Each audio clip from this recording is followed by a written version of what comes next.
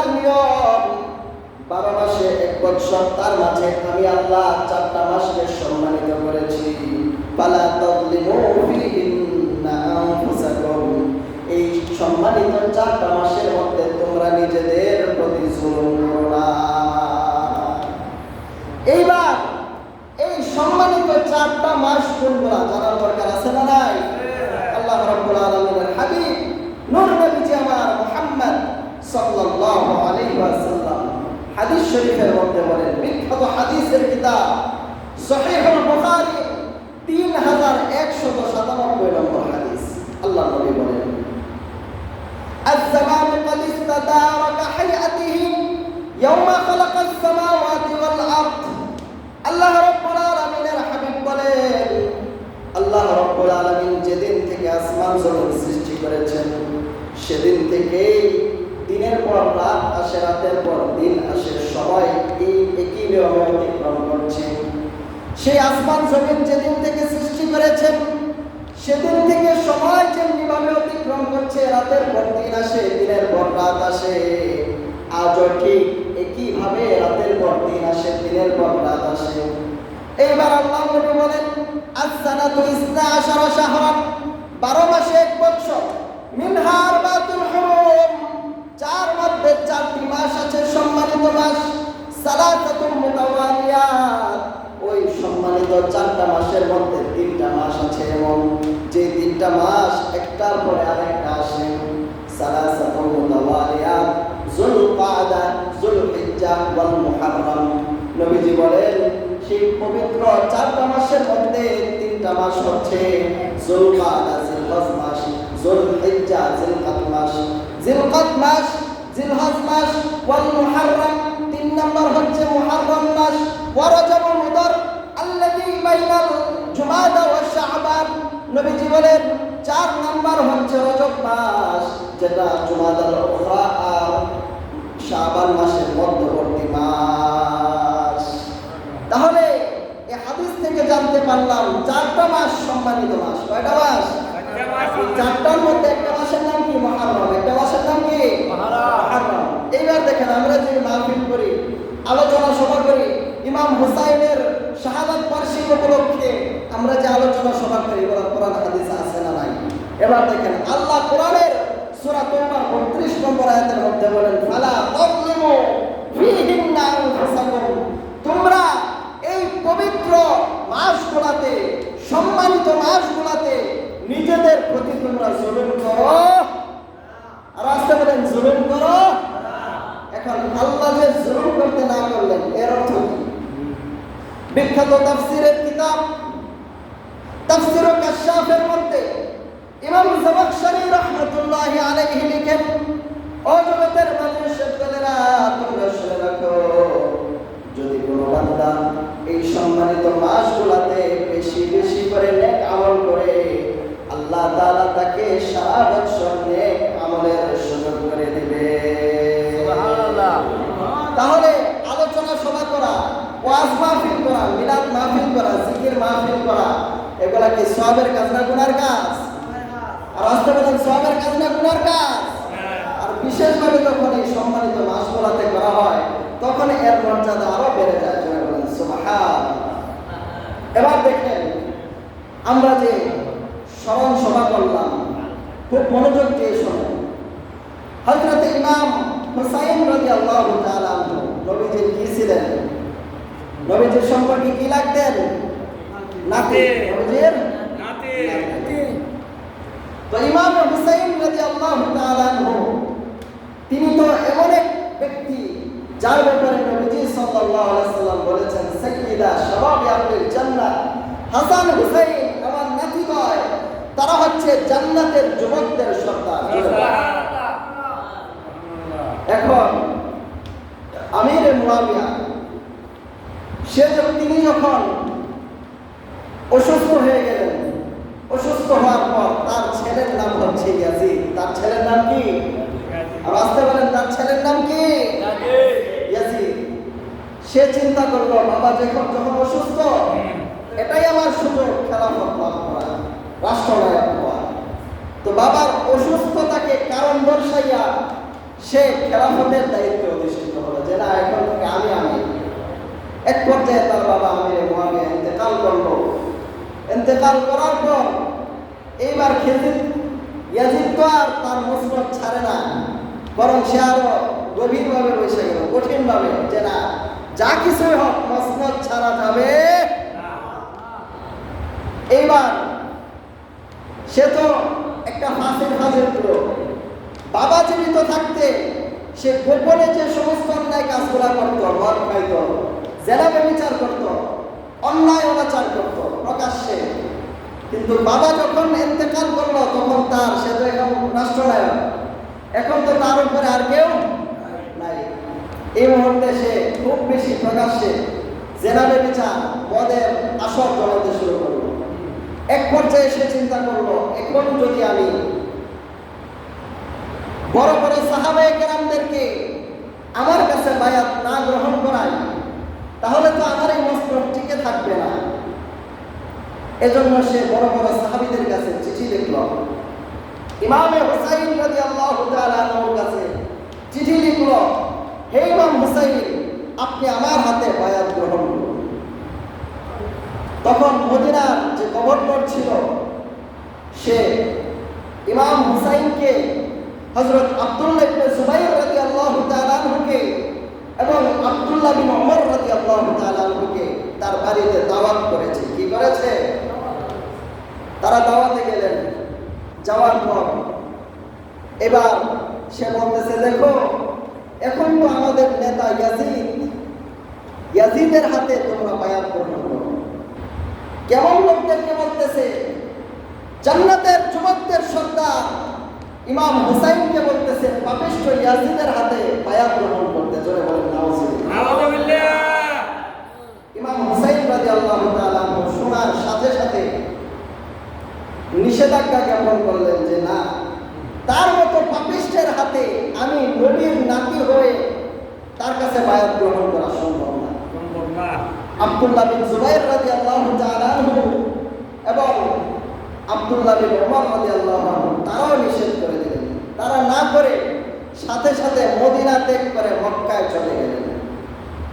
তারা মদিনাতে আর থাকলেন না, সাথে সাথে মক্কায় চলে গেছে। মদিনাতে রয়েছে কি? ইমাম হুসাইন। মদিনাতে কে রয়েছেন? ইমাম হুসাইন। এবার ইমাম হুসাইন রাদিয়াল্লাহু তাআলা আনহু তিনি যখন আবার মসজিদে গেলেন তখন আবার তাকে মদিনার গভর্নর ডেকে বলছে, হে ইমাম হুসাইন, সময় থাকতে তুমি ইয়াজিদের হাতে বায়াত গ্রহণ করো। ইমাম হুসাইন আবারও নাকচ করলেন যে না, তার কাছে বায়াত গ্রহণ করা সম্ভব। এইবার ইমাম হুসাইন রাদিয়াল্লাহু তাআলা আনহু বাড়িতে গেলেন। বাড়িতে গিয়ে তার পরিবার পরিজনদের সঙ্গে পরামর্শ করলেন, দেখো তোমরা, ইয়াজিদ আমাকে তার হাতে বায়াত গ্রহণ করার জন্য বলছে। আমি যদি এই মুহূর্তে ইয়াজিদের কাছে বায়াত গ্রহণ করি তাহলে তো আমার নানা মুহাম্মদ সাল্লাল্লাহু আলাইহি ওয়াসাল্লামের দ্বীনের সঙ্গে গাদ্দারি হবে। আমি জান্নাতের যুবকদের সর্দার বলে নবী আমাকে ঘোষণা করেছেন। দয়াল নবীজি আমাকে এত বেশি মহব্বত করতেন, নিজের সন্তানদের চাইতেও বেশি মহব্বত করতেন। শাওয়াহিদুন নবুওয়াত কিতাবের নাম শাওয়াহিদুন নবুওয়াতের মধ্যে এসেছে, হযরত আব্দুর রহমান জামি রাহমাতুল্লাহি আলাইহি হাদিস লিখেছেন, আল্লাহর হাবিব সাল্লাল্লাহু আলাইহি ওয়াসাল্লাম একবার ডান পাশে ইমাম হুসাইন রাদিয়াল্লাহু তাআলা আনহুকে নিয়ে বসা, বাম পাশে নবীজির পুত্র হযরত ইব্রাহিম রাদিয়াল্লাহু আনহু বসা, ছোট্ট দুইজন বাচ্চা। এই মুহূর্তে হযরত জিবরাইল আলাইহিস সালাম চলে আসলেন। এসে আল্লাহর নবীকে বললেন, ইয়া রাসূলুল্লাহ, ইয়া হাবিবাল্লাহ, ওগো নবীজি, এই দুইজনকে আল্লাহ তাআলা একসাথে দুনিয়াতে রাখবেন না, যে কোনো একজনকে আল্লাহ তাআলা উঠিয়ে নেবেন। নবী গো, আপনি সিদ্ধান্ত দিন কাকে আল্লাহ রাখবেন আর কাকে আল্লাহ উঠিয়ে নেবেন। সুবহানাল্লাহ। আল্লাহ নবী বলে দিলেন, আমি আমার পুত্র ইব্রাহিমকে চাই না, আমি চাই আমার হুসাইনকে, কারণ আমার পুত্র ইব্রাহিম যদি দুনিয়া থেকে বিদায় নেয় তাহলে শুধুমাত্র আমি নবী কষ্ট পাবো, আর আমার নাতি, আমার কলিজার টুকরা নাতি হুসাইন যদি দুনিয়া থেকে চলে যায় আমি নবী তো কষ্ট পাবই, ফাতেমাও কষ্ট পাবে, আলীও কষ্ট পাবে। সুতরাং আমি আমার পুত্রকে কুরবানি করে হলেও ইমাম হুসাইনকে দুনিয়াতে রাখতে চাই। রাসূল বলেন সুবহানাল্লাহ, সুবহানাল্লাহ। যেই নাতিকে নবী এত মহব্বত করতেন ওই নাতি কি নবীর দ্বীনের সঙ্গে গাদ্দারি করতে পারে? আল্লাহর হাবিব সাল্লাল্লাহু আলাইহি ওয়াসাল্লামের পবিত্র নাতি, জান্নাতের যুবকদের সর্দার ইমাম হুসাইন রাদিয়াল্লাহু তাআলা আনহু তার পরিবার পরিজনদেরকে বললেন, আমি আর মদিনাতে থাকতে চাই না, কারণ যদি আমি মদিনাতে থাকি তাহলে ইয়াজিদ মদিনার মধ্যে আমার সঙ্গে যুদ্ধ বিগ্রহ শুরু করবে, আমি কেন তার হাতে বায়াত হব না। এজন্য তার পরিবার পরিজনের লোকেরা বললেন, আপনি তো আমাদের সন্তান, আপনি যা বলবেন আমরা তা শুনতেই প্রস্তুত, আমরাও মদিনায় থাকতে চাই না, মদিনার মতো পবিত্র ভূমিতে যুদ্ধ বিগ্রহ হোক সেটা আমরা চাই না। সুতরাং চলুন আমরা সকলে মিলে মক্কাতুল মুকাররমাতে চলে যাই। সুবহানাল্লাহ। এইবার ইমাম হুসাইন রাদিয়াল্লাহু তাআলা আনহু তার পরিবার পরিজনদেরকে নিয়ে মক্কায় চলে গেলেন। মক্কায় যাওয়ার পর কুফা নগরী থেকে ইমাম হুসাইনের কাছে চিঠি আসতে শুরু করলো, একটা দুইটা তিনটা এরকম আসতে আসতে 150 চিঠি আসলো। জোরে বলেন সুবহানাল্লাহ। কোন কোন রিওয়ায়াতে আছে 200 চিঠি। যাই হোক 150 বা 200 চিঠি ইমাম হুসাইনের কাছে আসলো। প্রত্যেকটা চিঠির বিষয়বস্তু এটাই যে আমরা ইয়াজিদকে পছন্দ করি না, আমরা আহলে বায়াতের মহব্বতকারী, আমরা আপনার হাতে বায়াত গ্রহণ করে আল্লাহর দ্বীনের উপর চলতে চাই। পাপিষ্ঠ ইয়াজিদের কাছে বায়াত হওয়া আমাদের পক্ষে সম্ভব না। এইবার ইমাম হুসাইন রাদিয়াল্লাহু আনহু যখন দেখলেন কুফাবাসীরা ইমাম হুসাইনকে এত মহব্বত করতেছে যে যা বারবার তাকে যাওয়ার জন্য আহ্বান করছে, দাওয়াত করছে, ইমাম হুসাইন রাদিয়াল্লাহু তাআলা আনহু এবং মুসলিম ইবনে আকিল রাদিয়াল্লাহু তাআলা আনহুকে ডেকে বললেন, হে মুসলিম শোনো, কুফা নগরী থেকে আমার কাছে 150 চিঠি এসেছে, তারা আমার হাতে বায়াত গ্রহণ করতে চায়। তুমি আগে কুফা নগরীতে যাও, গিয়ে যাচাই করো তারা যে চিঠিতে লিখেছে তারা আহলে বায়াতের মহব্বতকারী, সত্যি তারা আহলে বায়াতকে মহব্বত করে কিনা তুমি গিয়ে যাচাই করো। ইমাম হুসাইন রাদিয়াল্লাহু তাআলা আনহুর নির্দেশে ইমাম মুসলিম ইবনে আকিল রাদিয়াল্লাহু তাআলা আনহু তার 2 ছেলেকে নিয়ে কুফা নগরীতে চলে গেলেন।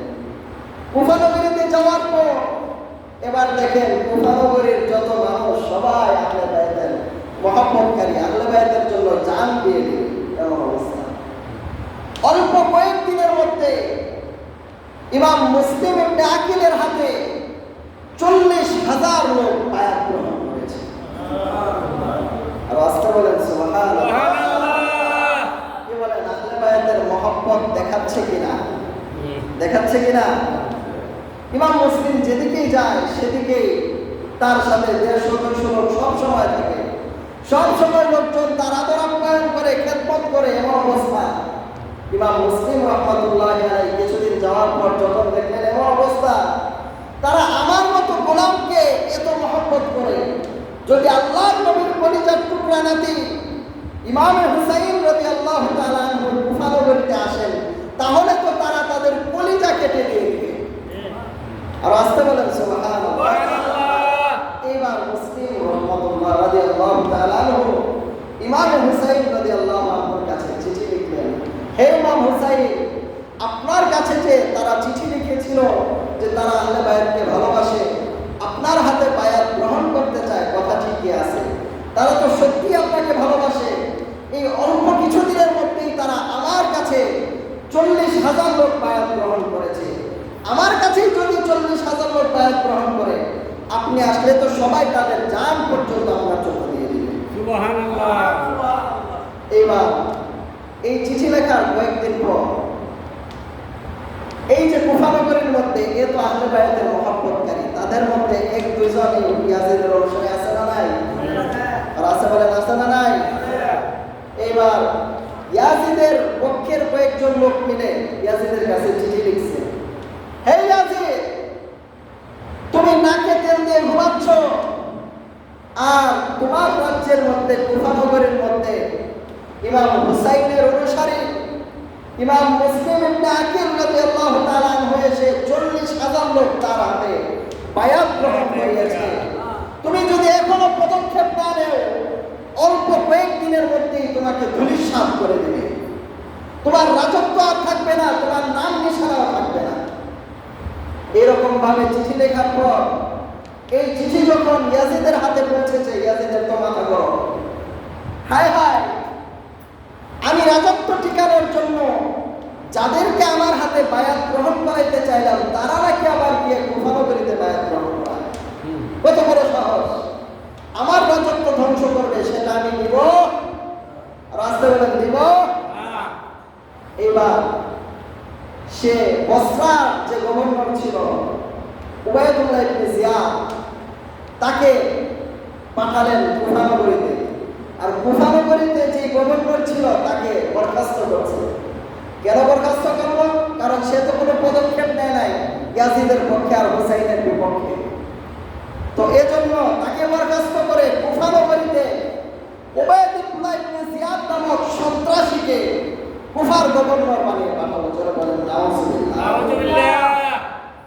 উবাইদুল্লাহ ইবনে জিয়াদ কুফা নগরীতে আসলো। আসার পর ইমাম হুসাইন রাদিয়াল্লাহু তাআলা আনহুর অনুসারী যারা ছিল কুফা নগরীর মধ্যে, ইমাম মুসলিম ইবনে আকিল রাদিয়াল্লাহু তাআলা আনহুর কাছে যারা বায়াত গ্রহণ করেছিল, সে সমস্ত লোকদের মধ্যে যারা নেতৃস্থানীয় লোক ছিল, নেতৃস্থানীয় মুরব্বীদেরকে সে গ্রেফতার করে গভর্নর ভবনের মধ্যে নিয়ে এসেছে। গভর্নর ভবনের মধ্যে তাদেরকে বলতেছে, শোনো, তোমরা যদি ইমাম হুসাইনের পক্ষপাতিত্ব বাদ দিয়ে ইয়াজিদের পক্ষ অবলম্বন না করো, তাহলে তোমাদেরকে তো হত্যা করবই। যারা তোমাদের উত্তরসূরি আছে, তোমাদের সন্তান সন্ততি নাতিপতি, তাদেরকেও আমরা হত্যা করব। রাস্তা বলেন নাউজুবিল্লাহ। এইবার তারা ভয়ে ভীত হয়ে বলতেছে, আপনি যা বলেন আমরা তাই করব। এই যে নেতৃস্থানীয় লোকদেরকে যে গ্রেফতার করে গভর্নর ভবনে আনছে, ইমাম মুসলিম ইবনে আকিল রাদিয়াল্লাহু তাআলা আনহু যখন শুনলেন যে তাদেরকে গ্রেফতার করে গভর্নর ভবনে আনা হয়েছে, ইমাম মুসলিম তার 40,000 মুরিদদেরকে নিয়ে গভর্নর ভবনের সামনে এসেছে, তাদেরকে ছেড়ে দাও। আর উবাইদুল্লাহ ইবনে জিয়াদ ওই যে গ্রেফতার করছিল মুরব্বীদেরকে, নেতৃস্থানীয় লোকদেরকে, তাদেরকে গভর্নর ভবনের ছাদে উঠেছে। কোথায়? ছাদে। ছাদে উঠানোর পর তারা বলতেছে, শোনো, তোমরা এখনো সময় আছে ইমাম হুসাইনের পক্ষপাতিত্ব ছাড়ো, ইমাম হুসাইনের অনুসারী হও না, তোমরা ইয়াজিদের অনুসারী হও। কারণ ইয়াজিদ এখন বর্তমান রাষ্ট্রনায়ক। ইমাম হুসাইনের না আছে অস্ত্রশস্ত্র, না আছে সৈন্য, না আছে কিছু। তোমরা কেন ইমাম হুসাইনের পক্ষ নিয়েছো? তোমরা যদি ইমাম হুসাইনের বিরোধিতা না করো, তোমরা যদি ইয়াজিদের পক্ষপাতিত্ব না করো, তাহলে তোমাদেরকে তো হত্যা করা হবেই, আমাদেরকেও হত্যা করা হবে। এ কথা শোনার পর ইমাম মুসলিম রাদিয়াল্লাহু আনহুর কাছে যারা বায়াত গ্রহণ করেছিল 40,000 লোক, তাদের মধ্য থেকে অধিকাংশ লোক ইমাম হুসাইনের বিরুদ্ধে চলে গেল, ইয়াজিদের পক্ষে চলে গেল। মাত্র 500 লোক ইমাম মুসলিমের সাথে আছে। এই মুহূর্তে মাগরিবের আযান হলো। ইমাম মুসলিম রাদিয়াল্লাহু তাআলা আনহু মসজিদে জামাত ইমামতি করার জন্য আল্লাহু আকবার বলে দাঁড়ালেন। মাগরিবের 3 রাকাত ফরজ নামাজ পড়তে কতক্ষণ লাগে? অল্প সময় না? অল্প সময়। এই অল্প সময়ের মধ্যে তার পিছনে যে 500 লোক মুসল্লি হিসেবে দাঁড়িয়েছিল, তার মুরিদ, তারা সবাই ভেগে পালিয়েছে। সালাম ফিরে দেখে পিছনে কেউ নাই, কোনো মুসল্লি নাই। তিনি একে একে সুন্নত নফল করে এবার মসজিদ থেকে বের হয়েছে, যেই মুরিদের বাড়িতেই যায় তার বন্ধ, দরজা বন্ধ, দরজার কড়া নাড়েন, টক টক করে কড়া নাড়েন, কিন্তু কেউ আর দরজা খুলে, সব ইয়াজিদের পক্ষে চলে গেছে। সারা কুফাবাসীর মধ্যে যারা এতদিন বলেছিল আমরা আপনার জন্য জান দিতে প্রস্তুত, আমরা ইমাম হুসাইনের জন্য জান দিতে প্রস্তুত, তারা আজকে নবীর বংশের লোকের জন্য দরজা বন্ধ করে দিয়েছে। জোরে বলেন নাউজুবিল্লাহ। এইবার তিনি ঘুরতে ঘুরতে একটা দরজা খোলা পাইছে, দেখে দরজার মধ্যে একটা বুড়া মহিলা বসে। বৃদ্ধ মহিলার কাছে গিয়ে বলেন, হে মা, আমি তো নবী বংশের লোক, ইমাম হুসাইন আমাকে পাঠিয়েছেন এই অবস্থা। বলেন আসবেন আপনি, স্বাগত, আপনার অপেক্ষায় তো আমি করতেছি। কুফাবাসী কিভাবে গাদ্দারি করবো আপনার সাথে? তিনি আহলে বাইতের প্রকৃত আশিক ছিল। তিনি তার ঘরে ইমাম মুসলিমকে আশ্রয় দিলেন, কিন্তু তার ছেলে ছিল শয়তান, ইয়াজিদের দালাল। আর দালাল ইয়াজিদের দালাল বর্তমানে আছে না নাই? এই সময় আছে না নাই? যখন মুহররম মাস চলে আসে তখন ইয়াজিদের দালালগুলো মাথা চারা দিয়ে উঠে, ইয়াজিদকে রাদিয়াল্লাহু আনহু বলতেও তারা কুণ্ঠাবোধ করে। কত বড় জালেম! ইয়াজিদের মতো জালেমকে যারা রাদিয়াল্লাহু আনহু বলে তাদেরকে তো আমরা মুসলমানই বলতে পারি না। কথা বলেন। এবার এই বৃদ্ধা মহিলা তার ঘরে আশ্রয় দিয়েছে আল্লাহর নবীর আওলাদকে, কিন্তু তার ছেলে দেখছে যে ইমাম মুসলিম নিজের ঘরে কি, তার ঘরে কি আশ্রয় নিয়েছে। সে চিন্তা করলো, আমি যদি ইমাম মুসলিমকে উবাইদুল্লাহ ইবনে জিয়াদের কাছে ধরাই দিতে পারি তাহলে তো পুরস্কার পাবো, সুতরাং এই সুযোগ হাতছাড়া করা যাবে। সকালবেলা যখন সকাল হয়েছে, সে গভর্নর ভবনে চলে গেছে, গিয়ে উবাইদুল্লাহ ইবনে জিয়াদকে বলেন, হে উবাইদুল্লাহ ইবনে জিয়াদ, আমার ঘরেই তো তোমার শিকারী বসে আছে, সুতরাং আমার সাথে সৈন্য দিয়া দাও। সে 70 জন লোক দিয়ে দিয়েছে ইমাম মুসলিম ইবনে আকিলকে ধরে নেওয়ার জন্য।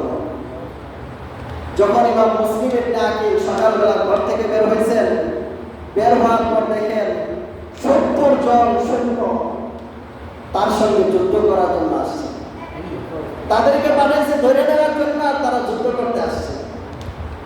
ইমাম মুসলিমের সঙ্গে যখন যুদ্ধ শুরু হইল, ইমাম মুসলিম একা আর তারা 70 জন সৈন্য, 70 জনকে তারা ইমাম মুসলিম নাস্তানাবুদ করে দিলেন। এইবার উবাইদুল্লাহ ইবনে জিয়াদের পক্ষে যে সেনাপতি ছিল সে বলতেছে, দেখো ইমাম মুসলিম, আমাদেরকে তো তোমার সঙ্গে যুদ্ধ করতে পাঠানো হয় নাই, বরং আমাদেরকে পাঠানো হয়েছে তোমাকে গভর্নর ভবনে নিয়ে যাওয়ার জন্য। গভর্নর ভবনে যাওয়ার পর তোমার সঙ্গে উবাইদুল্লাহ ইবনে জিয়াদ পরামর্শ করবে কিভাবে ইমাম হুসাইন আসলে বিষয়টা সমাধান করা যায়। অথচ তার এই কথাটা ছিল মিথ্যা কথা। কি কথা? মিথ্যা কথা। উবাইদুল্লাহ ইবনে জিয়াদ ফন্দি পাঠছে। যখন তাকে ধরে নিয়ে যাওয়া হবে গভর্নর ভবনে, গভর্নর ভবনের মধ্যে 4 জন লোক গভর্নর ভবনের দরজার মধ্যে দাঁড়ানো থাকবে। 4 জনের হাতে থাকবে তরবারি। ইমাম মুসলিম রাদিয়াল্লাহু আনহু যখন গভর্নর ভবনে ঢুকবে, সামনে থেকে 2 জন আঘাত করবে, পিছন থেকে 2 জন আঘাত করবে, আঘাত করে তাকে শেষ করে দিবে। এই হচ্ছে তাদের ফন্দি। তো ইমাম মুসলিম রাদিয়াল্লাহু আনহু জানে না তার সাথে যারা মিথ্যা বলছে। ইমাম মুসলিম ভাবছে যে না, এটা তো ভালো প্রস্তাব, ইমাম হুসাইন আসলে কিভাবে সমাধান করা যায়, এটা তো ভালো প্রস্তাব। সুতরাং তাদের সাথে রওনা করলেন। যেই মাত্র গভর্নর ভবনের মধ্যে ঢুকছে, পা রাখছে, সাথে সাথে সামনে থেকে 2 জন তরবারি দিয়ে আঘাত করছে, পিছন থেকে 2 জন তরবারি দিয়ে আঘাত করছে। সঙ্গে সঙ্গে ইমাম মুসলিম রাদিয়াল্লাহু তাআলা শহীদ হয়ে আল্লাহর দরবারে চলে গেলেন। জোরে বলেন ইন্না লিল্লাহি ওয়া ইন্না ইলাইহি। এইবার ইমাম হুসাইনের কাছে তো চিঠি গেছে, কুফার লোকজন, তারা আশিকে রাসূল, তারা আশিকে আহলে বাইত, তারা আহলে বাইতকে ভালোবাসে, তারা ইমাম হুসাইনের জন্য জান দিতে প্রস্তুত। তো ইমাম হুসাইন ওই কথার উপর ভিত্তি করে রওনা করছেন কুফার দিকে। তার সঙ্গে 72 জন সফর সঙ্গী, কোনো কোনো বর্ণনায় আছে 83 জন, 72 জন যেটা সেটাই প্রসিদ্ধ। তো 72 জন সফর সঙ্গী, 72 জনের মধ্যে ছোট ছোট শিশু বাচ্চা আছে, দুধের শিশু আছে, তার পরিবারের মহিলারা আছে। এমন লোকদেরকে নিয়ে কি কেউ যুদ্ধ করতে যায়? কি বলেন, যুদ্ধ করতে যায়? ইমাম হুসাইন তো সৎ উদ্দেশ্যে যাচ্ছেন, যারা তারা দ্বীনের পথে চলার জন্য আমার কাছে বায়াত হবে, তারা যেহেতু দাওয়াত করেছে আমি দাওয়াত কবুল করলাম। তো ইমাম হুসাইন রাদিয়াল্লাহু আনহু এই উদ্দেশ্যে যাচ্ছেন, যুদ্ধ করার জন্য নয়। কিছুদূর যাওয়ার পর ইমাম হুসাইন রাদিয়াল্লাহু আনহু শুনলেন যে মুসলিম ইবনে আকিলকে হত্যা করা হয়েছে। এইবার ইমাম হুসাইন চিন্তা করলেন, আমার কাছে তো কয়েকদিন আগে চিঠি লিখলো কুফার লোকজন আমার জন্য পাগল পাড়া, তো আমার সঙ্গী সাথীকে কেন হত্যা করল, এটা তো জানা দরকার। তো ইমাম হুসাইন আরেকটু সামনের দিকে অগ্রসর হওয়ার পর রাত হয়ে গেছে। যখন রাত হয়ে গেছে, এই মুহূর্তে হুর বিন ইয়াজিদ 1000 সৈন্য নিয়ে ইমাম হুসাইনের কাছে আসছে। আসে বলতেছে, হে ইমাম হুসাইন, আপনি কি শুনেন নাই যে আপনার সাথে ইমাম মুসলিম রাদিয়াল্লাহু তাআলা আনহুকে হত্যা করা হয়েছে, তাকে শহীদ করে দেওয়া হয়েছে? ইমাম হুসাইন বলে, হ্যাঁ শুনছি, কিন্তু এমন করলো কেন? আমার কাছে তো তারা 150 চিঠি লিখেছে আমি আসার জন্য, আমার কাছে বায়াত হবে। ইমাম মুসলিম আমার কাছে চিঠি লিখেছে, তারা 40,000 লোক বায়াত হয়েছে, তাহলে তারা তাকে হত্যা করলো কেন? এইবার হুর বিন ইয়াজিদ বলতেছে, শোনো হে ইমাম মুসলিম, ইমাম হুসাইন, তারা তোমার সঙ্গে বিশ্বাসঘাতকতা করেছে। জোরে বলেন নাউজুবিল্লাহ। নবী বংশের সঙ্গে তারা বিশ্বাসঘাতকতা করেছে। এই বিশ্বাসঘাতকদের সামনে তুমি যাও, সেটা আমি চাই না। হে ইমাম হুসাইন, সময় থাকতে তুমি মদিনায় চলে যাও বা মক্কায় চলে যাও। ইমাম হুসাইন রাদিয়াল্লাহু আনহু বলতেছেন, শোনো, আমি তো আর যুদ্ধ করার জন্য আসি নাই, সুতরাং যেহেতু কুফার এই অবস্থা, সুতরাং কুফায় আমার যাওয়ার দরকার নাই, আমি মদিনায় চলে যাব, মক্কায় চলে যাব, সকালবেলা আমি চলে যাব। এবার হুর বিন ইয়াজিদ বলতেছে, শোনো, আমার সাথে 1000 সৈন্য এসেছে, তারা ইয়াজিদের পক্ষের লোক, তারা যদি জানতে পারে আমি তোমাকে বলেছি মক্কায় চলে যাওয়ার জন্য, তাহলে আমাকে তারা মেরে ফেলবে। সুতরাং তারা যখন ঘুমিয়ে থাকবে তখন তুমি তোমার পরিবার পরিজনের লোকদেরকে নিয়ে মক্কায় চলে যাবে। বলে ঠিক আছে। ইমাম হুসাইন রাদিয়াল্লাহু তাআলা আনহু যখন রাত্রিবেলায় দেখতে পেলেন ইয়াজিদের অনুসারী হুর বিন ইয়াজিদের লোকজন ঘুমিয়ে আছে, ইমাম হুসাইন রাদিয়াল্লাহু তাআলা আনহু তার পরিবার পরিজনের লোকদেরকে নিয়ে মক্কার উদ্দেশ্যে রওনা করলেন। সারা রাত পথ চলার পর ইমাম হুসাইন রাদিয়াল্লাহু তাআলা আনহু সকালবেলা দেখতে পেলেন সারা রাত পথ চলে যে জায়গা থেকে রওনা করেছিলেন সেখানে রয়ে গেছে। ইমাম হুসাইন তো হায় হায়, সারা রাত পথ চললাম কিন্তু এক চুরি পরিমাণ আমরা আগালাম না, এটা কেমন কথা? সকালবেলা হুর বিন ইয়াজিদ যখন দেখতে পেল ইমাম হুসাইন রাদিয়াল্লাহু তাআলা আনহু তার পরিবার পরিজনদেরকে নিয়ে এখনো এই জায়গায়, বলতেছে, হে ইমাম হুসাইন, তুমি কি রওনা করো নাই? ইমাম হুসাইন বলতেছে, শোনো, আমি তো রওনা করেছিলাম, সারা রাত পথ চলেও আমি এই জায়গা অতিক্রম করতে পারি নাই, কেন জানি করবো। হুর বিন ইয়াজিদ বলেন, হে ইমাম হুসাইন, তুমি আজকের রাত্রিতে আবার রওনা করবে, আমি আমার সাথীদেরকে বলে দেব আজকে দিনের বেলা ইমাম হুসাইনের সঙ্গে পরামর্শ করব, কালকে ইমাম হুসাইনকে ইয়াজিদের দরবারে নিয়ে যাব, উবাইদুল্লাহ ইবনে জিয়াদের দরবারে নিয়ে যাব। ইমাম হুসাইন বললেন, আচ্ছা ঠিক আছে। আমার যখন রাত্রি হলো, রাত্রিবেলায় ইমাম হুসাইন রাদিয়াল্লাহু তাআলা আনহু আবার পরিবার পরিজনদেরকে নিয়ে রওনা করলেন মক্কার দিকে। সারা রাত পথ চলে দেখা গেল আবারও সেই একই জায়গার মধ্যে রয়ে গেলেন। পরের দিন আবার রাত্রিবেলা রওনা করলেন, পরের দিন আবার একই জায়গায়। ইমাম হুসাইন বলেন, সারা রাত পথ যাবত, কিন্তু এই জায়গাটা কেন আমরা পার হতে পারছি না? ইমাম হুসাইন রাদিয়াল্লাহু তাআলা আনহু কৌতূহলবশত একজন লোককে জিজ্ঞেস করলেন, হে আল্লাহর বান্দা, এই জায়গাটার নাম কি? আল্লাহর বান্দা ডাক দিয়া বলেন, হে ইমাম হুসাইন, এই জায়গাটার নাম হচ্ছে কারবালা। ইমাম হুসাইন বলেন, হায় হায়, এটাই তো আমার শাহাদাতের জায়গা, এই জায়গাতেই তো আমাকে হত্যা করা হবে।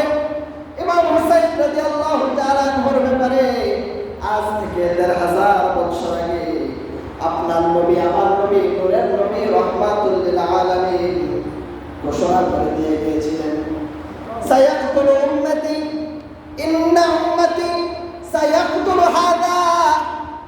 আমার উম্মতের মধ্য থেকে কিছু লোক আমার পবিত্র নাতি, আমার কলিজার টুকরা নাতি ইমাম হুসাইনকে কারবালা নামক জায়গায় শহীদ করবে।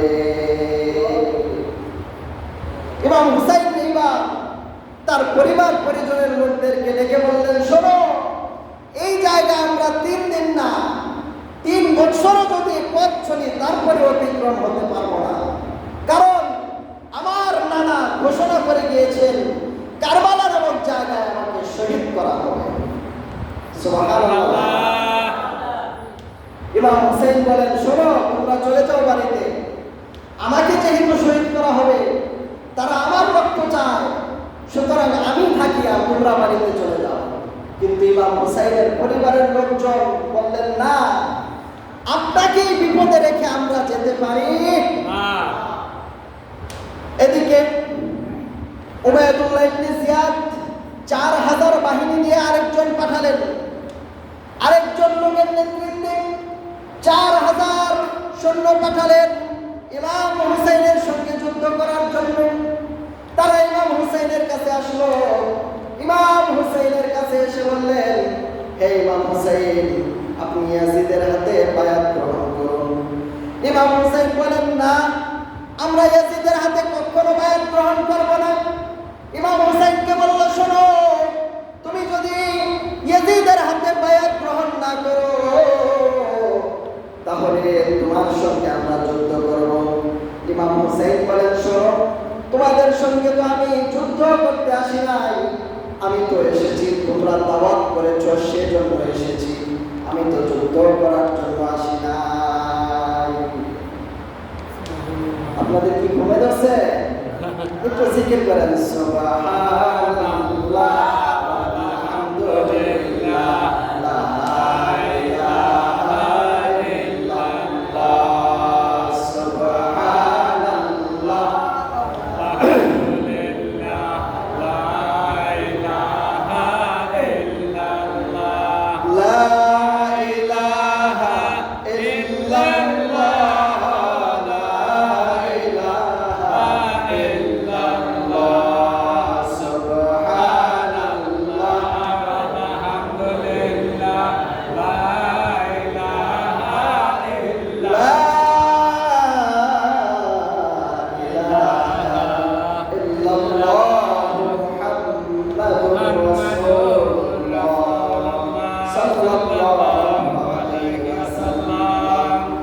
খুব সংক্ষেপে বলছি। ইমাম হুসাইন রাদিয়াল্লাহু তাআলা আনহু বললেন, না, আমি তো তোমাদের সঙ্গে যুদ্ধ করতে আসি নাই। বলে, তুমি যদি ইয়াজিদের কাছে বায়াত না হও, তাহলে আমাদেরকে আদেশ করা হয়েছে তোমার সঙ্গে যুদ্ধ করার জন্য। ইমাম হুসাইন রাদিয়াল্লাহু তাআলা আনহু এবার ইয়াজিদ বাহিনীকে ডাক দিয়া বলেন, হে উবাইদুল্লাহ ইবনে জিয়াদের লোকেরা, শুনে রাখো, আমি তোমাদের কাছে 3টা প্রস্তাব দিচ্ছি। এই 3টা প্রস্তাবের যে কোনো একটা প্রস্তাব তোমরা মেনে নেবা। 1 নাম্বার প্রস্তাব, আমাকে সরাসরি ইয়াজিদের সঙ্গে দেখা করার সুযোগ করে দাও, আমি ইয়াজিদের সঙ্গে সরাসরি বসে কথা বলবো, কথা বলে বিষয়টা আমি সমাধান করে দেব। 2 নাম্বার প্রস্তাব, তোমরা যদি ইয়াজিদের কাছে আমাকে যাওয়ার জন্য সুযোগ না দাও, তাহলে আমাকে এমন কোনো একটা অমুসলিম এলাকায় পৌঁছে দাও, যেখানে গিয়ে সারা জীবন আমি আল্লাহর দ্বীনের দাওয়াত দিয়ে কাটিয়ে দিতে পারবো। 3 নাম্বার প্রস্তাব, হে ইয়াজিদের লোকেরা, তোমরা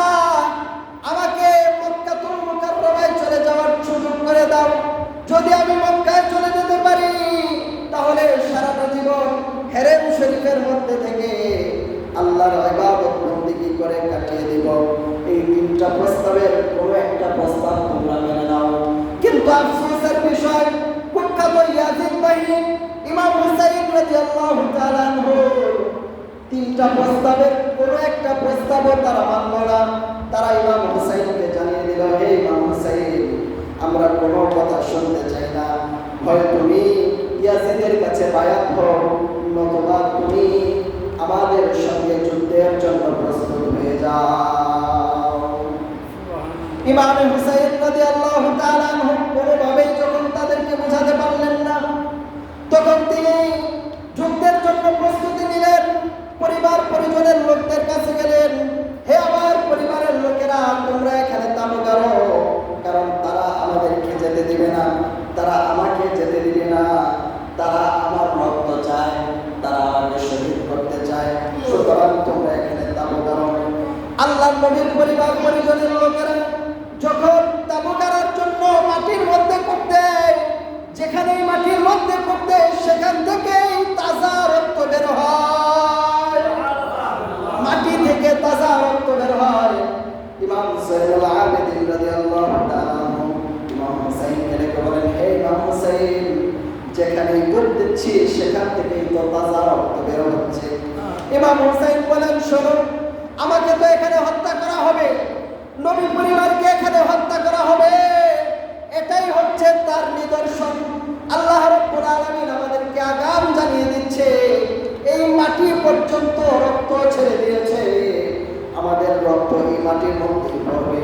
ইমাম হুসাইন রাদিয়াল্লাহু তাআলা এইবার পরিবার পরিজনদেরকে একটা ভাষণ দিলেন, হে নবী পরিবারের লোকেরা, তোমরা শুনে রাখো, তোমরা ধৈর্য ধারণ করো, একটু পরেই তোমাদের জন্য আল্লাহর জান্নাত অপেক্ষমান। সুবহানাল্লাহ। ইমাম হুসাইন রাদিয়াল্লাহু তাআলা এই কথা বললেন।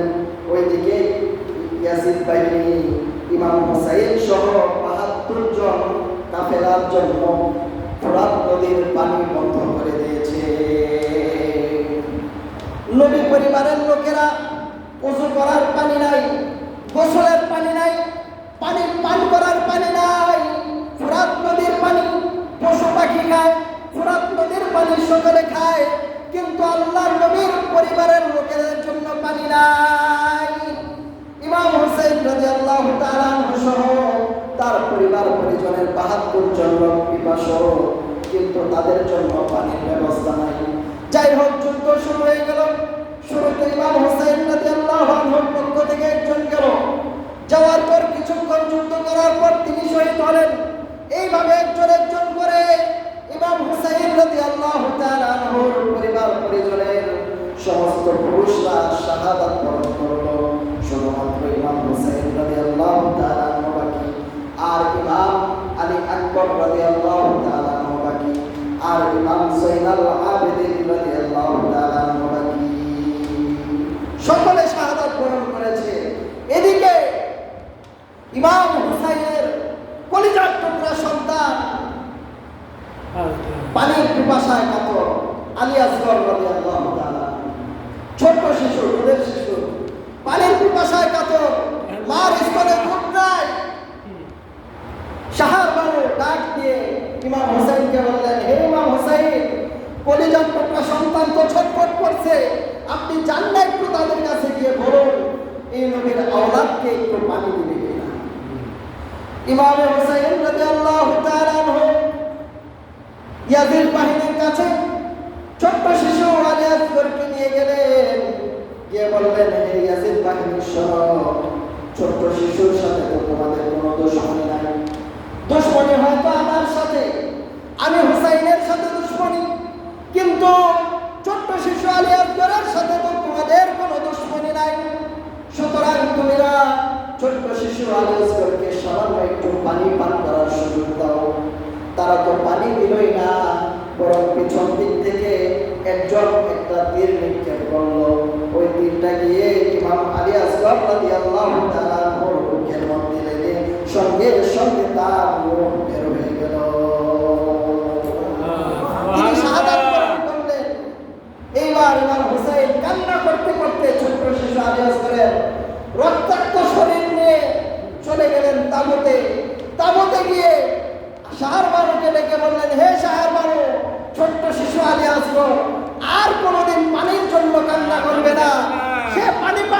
জন্য তার নানার হাতে পানি পান করার জন্য জান্নাতে চলে গেছে।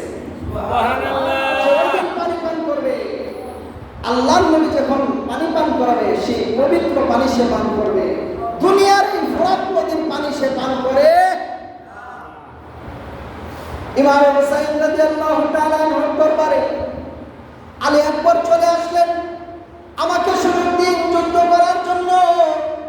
ইমাম হুসাইন বলেন, না, তুমি যাওয়ার দরকার নাই। কিন্তু সে খুব জোরাজুরি করে চলে গেলেন যুদ্ধ করার জন্য। যুদ্ধ করতে গিয়ে অনেকগুলা ইয়াজিদ বাহিনীকে কতল করলেন। এক পর্যায়ে তিনি নিজেও শহীদ হয়ে গেলেন। ইমাম আলী আকবর শহীদ হয়ে গেলেন।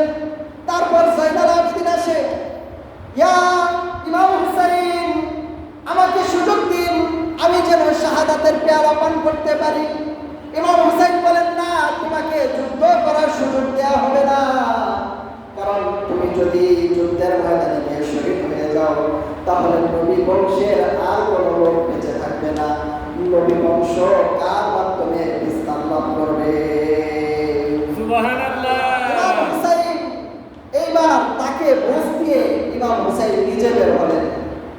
বের হয়ে ইয়াজিদ বাহিনীকে বলছে, হে ইয়াজিদ বাহিনী, শোনো, তোমরা কার সাথে যুদ্ধ করতে আসছো? যার ব্যাপারে আল্লাহর নবী বলেছেন, আল হাসান ওয়াল হুসাইনি আবনায়া, হাসান হুসাইন তো আমার সন্তান। মান আহাব্বাহুমা ফাকাদ আহাব্বানি, যে হাসান হুসাইনকে ভালোবাসবে সে যেন আমাকে ভালোবাসলো। ওমান আবাগাদাহুমা ফাকাদ আবাগাদানি, যে হাসান হুসাইনের সঙ্গে দুশমনি করলো সে যেন আমি নবীর সঙ্গে দুশমনি করব। সুবহানাল্লাহ। রাস্তা বলেন সুবহানাল্লাহ। আর যারা হাসান হুসাইনের মতো ব্যক্তিকে কতল করতে চায়, হত্যা করতে চায়, শহীদ করতে চায়, তাদের অবস্থা কি? তাদেরকে কি মুসলমান বলা যায়? ইমাম হুসাইন লম্বা চড়া ভাষণ দিলেন। ভাষণ দেওয়ার পর ইমাম হুসাইন বললেন, তারপরেও যদি তোমরা না মানো, এবার আসো যুদ্ধ করতে। ইমাম হুসাইন রাদিয়াল্লাহু তাআলা বীরত্বের সঙ্গে একাই অসংখ্য ইয়াজিদ বাহিনীকে জাহান্নামে পাঠিয়ে দিলেন। এক পর্যায়ে তারা যখন কোনোভাবে ইমাম হুসাইনের সঙ্গে পারছে না, পেছন দিক থেকে ইমাম হুসাইনকে তীর নিক্ষেপ শুরু করলো। ইমাম ইবনে কাসির রাহমাতুল্লাহি আলাইহি লিখেন, একটা দুইটা না, ইমাম হুসাইনকে ৮২টা তীর ইমাম হুসাইনের পিঠের মধ্যে মারল। নবীর কলিজার টুকরা নাতি, যে কলিজার টুকরা নাতির জন্য ইমাম আল্লাহর নবী ইব্রাহিমকে কোরবানি করলেন। কলিজার টুকরা ইব্রাহিমকে কোরবানি দিলেন। কোরবানি দিলেন মানে কি? ইব্রাহিমকে দুনিয়াতে থাকার জন্য দোয়া করে নাই, ইমাম হুসাইনকে দুনিয়াতে রাখার জন্য দোয়া করলেন। সেই ইমাম হুসাইনের পিঠের মধ্যে ৮৩টা তীর নিক্ষেপ করল। তারপরে ইমাম হুসাইন, কোনোভাবে ইমাম হুসাইনকে পরাস্ত করা যায় না। এক পর্যায়ে ইমাম হুসাইন রাদিয়াল্লাহু তাআলা মুখে তরবারি দিয়ে আঘাত করল। ইমাম হুসাইন রাদিয়াল্লাহু তাআলা তখন তিনি ঘোড়া থেকে পড়ে গেলেন। ঘোড়া থেকে পড়ে ইমাম হুসাইন রাদিয়াল্লাহু তাআলা কে ইয়াজিদ বাহিনী তরবারি দিয়ে আঘাত করলেন। ইমাম হুসাইন রাদিয়াল্লাহু তাআলা একটা হাত মোবারক শহীদ হয়ে গেলেন। ইমাম হুসাইন রাদিয়াল্লাহু তাআলা জমিনে চিত হয়ে পড়ে গেলেন। এইবার শিমার, কুখ্যাত শিমার, সে ইমাম হুসাইন রাদিয়াল্লাহু তাআলা বুকের উপর উঠে বসে গেল। নাউজুবিল্লাহ। ইমাম হুসাইনের বুকের মধ্যে বসে গেছে। ইমাম হুসাইন রাদিয়াল্লাহু তাআলা যখন দেখলেন শিমার বুকের উপর বসে গেছে, ইমাম হুসাইন রাদিয়াল্লাহু আনহু ডাক দিয়ে বলেন, হে শিমার, শোনো, আমি আমার নানা জানের কাছ থেকে শুনেছি, আমার নানা জান বলেছেন কারবালার ময়দানে তোমাকে জবাই করবে, তোমার মাথা থেকে শরীর থেকে মাথা আলাদা করে দিবে একটা কালো কুকুর। আমি তো দেখতেছি আল্লাহর নবী যে বলেছেন কালো কুকুর আমার দেহ থেকে শরীর আলাদা করে দেবে, আমি তো দেখতেছি তুমি শিমারি হচ্ছে সেই কালো কুকুর। ইমাম হুসাইন রাদিয়াল্লাহু তাআলা বললেন, এখনো সময় আছে, বোঝার চেষ্টা করো। কার শরীরে হাত দিচ্ছ, কার গলা আলগা করতে যাচ্ছ, যার শরীরের মধ্যে এমন কোনো জায়গা নেই যেই জায়গার মধ্যে আল্লাহর নবীর মোবারক লাগে নাই। যার শরীরের মধ্যে তুমি আঘাত করছো, তার শরীরের এমন কোনো জায়গা নাই যে জায়গায় আল্লাহর নবীর ঠোঁট মোবারক লাগে নাই। যে যার সঙ্গে তোমরা যুদ্ধ করতে আসছো, যাকে তোমরা শহীদ করতে যাচ্ছ, তাকে তো আল্লাহ নবী খেলা দেখানোর জন্য নিজে ঘোড়া সাজতেন। আল্লাহ নবী তাদের ব্যাপারে বলেছেন যে তাকে ভালোবাসবে সে আমাকে ভালোবাসলো, ওমান আবাগাদাহুমা ফাকাদ আবাগাদানি।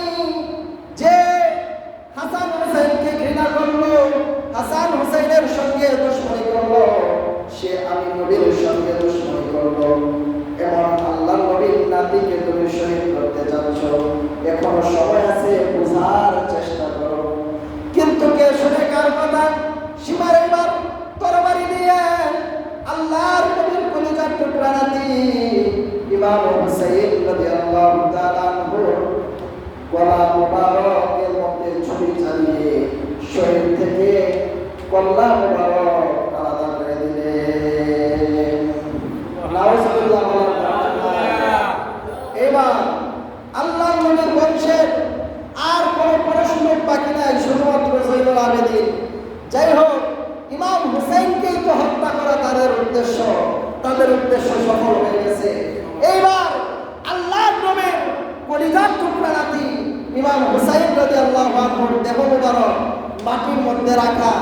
ইয়াজিদ বাহিনী 70টা ঘোড়া একত্রিত করেছে, একটার পর একটা ঘোড়া ইমাম হুসাইনের কলিজার টুকরা, আল্লাহর নবীর কলিজার টুকরা নাতি ইমাম হুসাইনের দেহ মুবারকের উপর দিয়ে ঘোড়া চালাবে। জোরে বলেন নাউজুবিল্লাহ।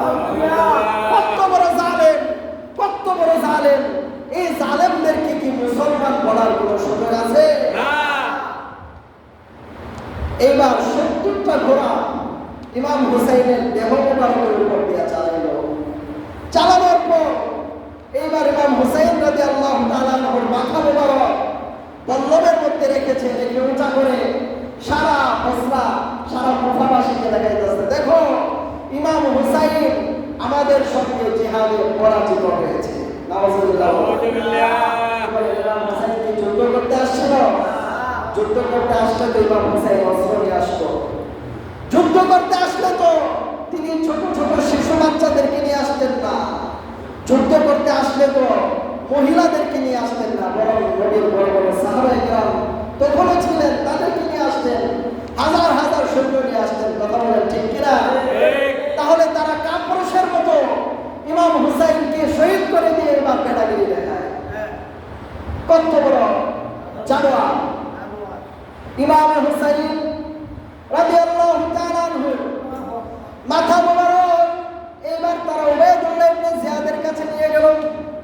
উবাইদুল্লাহ ইবনে জিয়াদ ইমাম হুসাইনের মাথা মোবারক দেখে অত্যন্ত আনন্দিত হলো। সে ইমাম হুসাইনকে গালিগালাজ করছে। বড় বড় বর্ণনার মধ্যে পাওয়া যায় সে ইমাম হুসাইনের মাথা মোবারকের মধ্যে তার তরবারি দিয়ে আঘাত করলো, নাক মোবারকের মধ্যে আঘাত করলো, দাঁত মোবারকের মধ্যে আঘাত করলো। ইমাম হুসাইন রাদিয়াল্লাহু আনহু মাথা মোবারকের সঙ্গে এমন বেয়াদবি দেখে একজন সাহাবী ওই মজলিসের মধ্যে উপস্থিত ছিলেন।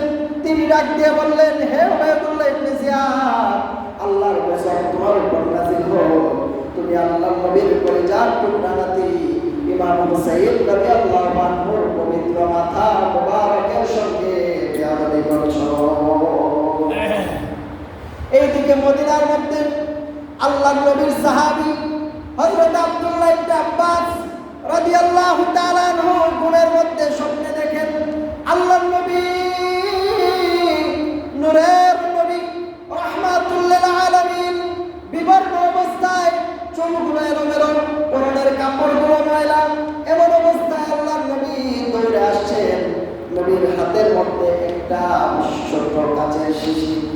আল্লাহর নবী সাল্লাল্লাহু আলাইহি ওয়াসাল্লামকে দেখে আব্দুল্লাহ ইবনে আব্বাস বলেন, হে আল্লাহর নবী, আপনার হাতের মধ্যে কি আপনাকে এত চিন্তিত কেন দেখা যাচ্ছে?